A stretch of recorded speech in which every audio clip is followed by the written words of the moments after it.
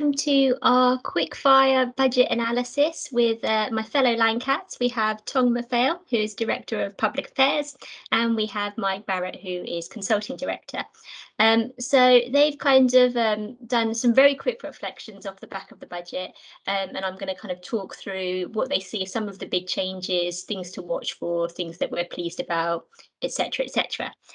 So maybe, Tom, if I start with you, just for kind of an initial response to Rishi Sunak's performance today and kind of what you made of it, really, that would be great. Thank you, Natalie. So we knew quite a lot of what was going to be in there already because they've been furiously leaking it over the last week and were reprimanded in the House today for doing so. I think probably quite rightly. The economic context sounded interesting, and maybe we'll come back to that. I think there was probably less on the personal finance stuff than we might have expected. And he did touch on a few things that will be of interest to the financial services industry. There were quite a few rabbits coming out of a hat particularly on the universal credit right at the end. That was the big surprise. But also on air passenger duty, on alcohol duties. I think interesting in COP26 prelude that he actually froze the fuel duty and the air passenger duty again. So slightly mixed messages from the government there. As an overall political performance, I thought it was pretty good. He doesn't do jokes as well as some of his predecessors, and I think probably a lot of the financial services industry will be just a bit sigh of relief and we'll move on. Okay, great. And Mike, was there anything you wanted to add from your perspective in terms of your response to it? No, I think it's that Tom's final point there was the kind of the big takeaway I've had from this, where I'm thinking particularly about our sector of platforms, advisors, and the types of clients who those advisors serve. I can remember budgets gone by being in proposition teams round about this time, frantically thinking there's a lot of change coming and there's a lot of stuff we've got to communicate both in the short term and a lot of things we're going to have to do in the medium to long term. I think most of those proposition teams and advisors will be down the pub enjoying cheaper beer, or they'll have moved on to doing something a little bit more constructive rather than just dealing with the change. All of this stuff comes at a cost if you've got to tweak allowances and communicate all of this stuff. So actually giving the financial services sector a kind of a free field to carry on doing what it doesn't feel necessarily to be a bad thing. Change isn't always good. Yeah, no, exactly. Great, thank you for that. And then so I think we'll start off with some of the kind of economic scene setting that was done, and then we'll kind of dive into some of the individual developments.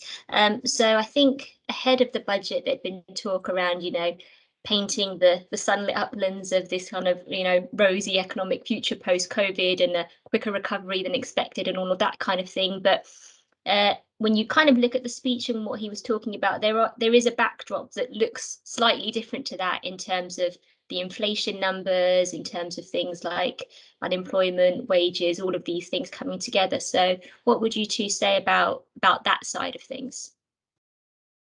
I thought it was interesting that he felt the necessity of highlighting the interest rate issue in particular. And he referenced his writing to the Bank of England to restate the inflation target.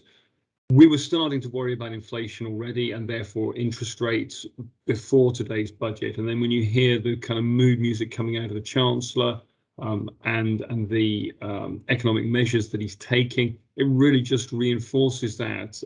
Pretty robust economic growth forecast from the OBR. Inflation, employment has turned out better than was expected. The overall impact of COVID has been lower than expected. All of these things, in one way, are good news, but they do feed through to that expectation of higher interest rates. And I think the only other thing I'd call out on that was the acceptance that we now have a permanently larger state. And he finished his speech by talking about wanting to cut taxes. But the reality is we now have probably for the foreseeable future, permanently bigger state than we've had for the last, really for decades. So the context has changed. But Mike, sorry, what do you want to add to that? Yeah, I think the yeah, I think you have to start inevitably with the kind of the post-COVID, and everyone obviously hopes it is post-COVID environment. There was some reasonably positive messages there. I thought the overall scarring was less than they'd anticipated. The expected growth going forward is greater than they'd anticipated, and unemployment is not as bad as everyone first feared. There was obviously some specific sectors which were targeted within that. So the additional business relief for the hospitality and leisure sector, addressing some real kind of, I guess, pain points there. And I think we've all within financial services thought long and hard over recent months how lucky we are to be in this sector rather than necessarily that one. But I think it's more kind of, I think the interesting bit, and particularly the interesting bit for me from a personal finance side of things, is we're moving into kind of an overall economic environment with reasonably high inflation, or certainly higher inflation than we've seen for the last decade, interest rates starting to go up. So the cost of living, and particularly if you've got a reasonably chunky mortgage, the cost of your living is only going to be going in one direction over the next few months. And I think that's the bit which is, there was a little bit of a cautious tone at the start of it before kind of all of the sound bites of levelling up around the country and all the rest of that. And I think that's the interesting bit to keep an eye on over the coming months. Mm-hmm. Okay, great. Thank you for that. And then turning to some of the kind of I guess they're not really kind of massive policy changes like we've seen previously, but we did have some signals of direction of travel, and we have had some, various costings of things and things like that. So Tom, did you maybe want to walk us through some of the things that have kind of caught your eye from the budget and corresponding papers? The key things that jumped out at me from a financial services point of view, three things I'll touch on. One was the confirmation around the triple lock on the state pension, which is going to save the government £5.5 billion, rising to about £6.5 billion over the next few years, assuming that they retain it as a double lock. And I wonder if we're now going to get into a world of similar to the fuel duty escalator, where every year now they're going to come back and say, and we're keeping it as a double lock for another year. That remains to be seen. In the meantime, it's saving the government a great deal of money. So that was one. The pension charge cap consultation, which I think is interesting and could get quite complicated, and will potentially become quite significant. So I think that's worth just highlighting. And then quite a small thing, but something that's really irked a lot of people in the pensions industry, is the net pay issue around lower earners in some occupational pension schemes missing out on tax relief. And John Glenn's put out a note saying that the government's going to address that, not until 2024-25. And it will only cost the government around £10 million a year. So this isn't big money, but I think it's good that they have just closed off that hole in the system that was disadvantaging low earners. Yeah. And going on to that pension charge cap review piece, then what would that kind of necessarily mean in terms of industry implications to be looking at some of that kind of deeply embedded stuff?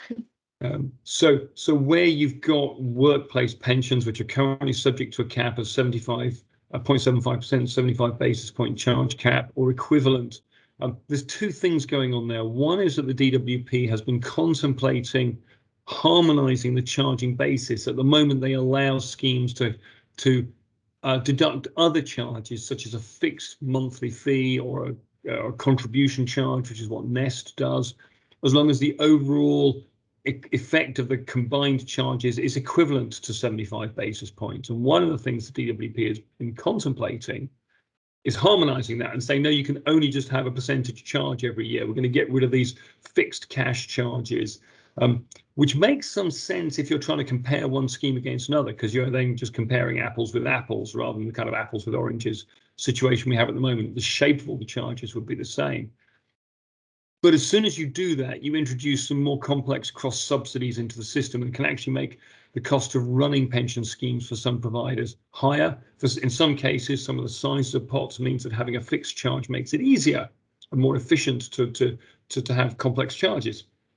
So that was already going on. And then you've got the DWP, or the government, now saying, and we're going to look at introducing performance fees, because that would open the door to patient capital, to infrastructure investing, to long-term investing, which they want to see. They're desperate to see pension schemes plowing more money into that space.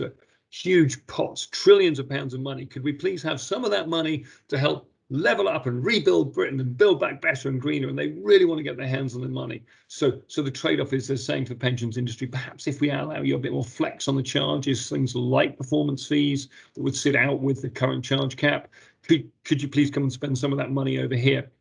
Get a consultation on that in some point in the next few months. I think there's quite a lot of disquiet around this from many in the industry and outside the industry who are looking at this saying, well, charges should be coming down, not going up. This is a bit of a pact we're making with the devil here. This might suit the government's agenda, but it's not necessarily good for investors. So I think there'll be mixed feelings around this particular initiative. Yeah, and so Mike, I was going to just ask about a couple of themes that Tom kind of picked up on there. So he talked about the long-term kind of investment aspect, and he talked about the kind of push for green investment. So that's something that we've kind of seen on a regulatory front as well, but perhaps not maybe matched by the budget announcement itself. Yeah, there's definitely the kind of the pieces are there for on the chessboard, if you like, for this stuff to go through. It's just a case of whether I think now the industry is actually going to start to play the game that the government and Treasury are wanting to be played. So there was the FCA put out the policy statement on Monday, I think, for long-term asset funds for institutional and professional investors, and gave kind of a promise of a consultation for retail investors to come through around that. So it remains to be seen, firstly, how that consultation for retail investors works through, and loads of target market stuff around that and things to consider around, these assets are designed by name to be held for the long term. Retail investors tend to hold things for a much shorter term.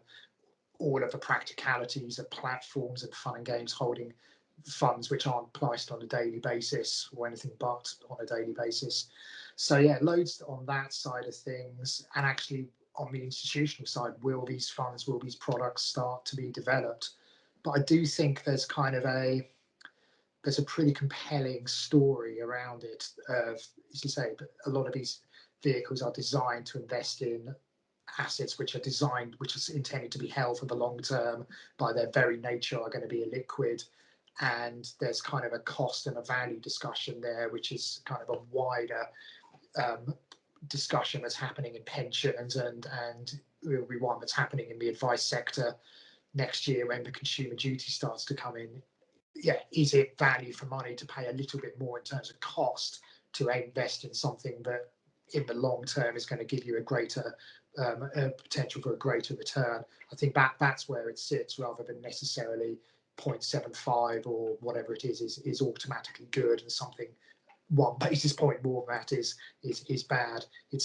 I think it's now up to see kind of how the institutions, the pension managers and advisors start to react to this, because it's kind of starting to happen if they want to use these vehicles.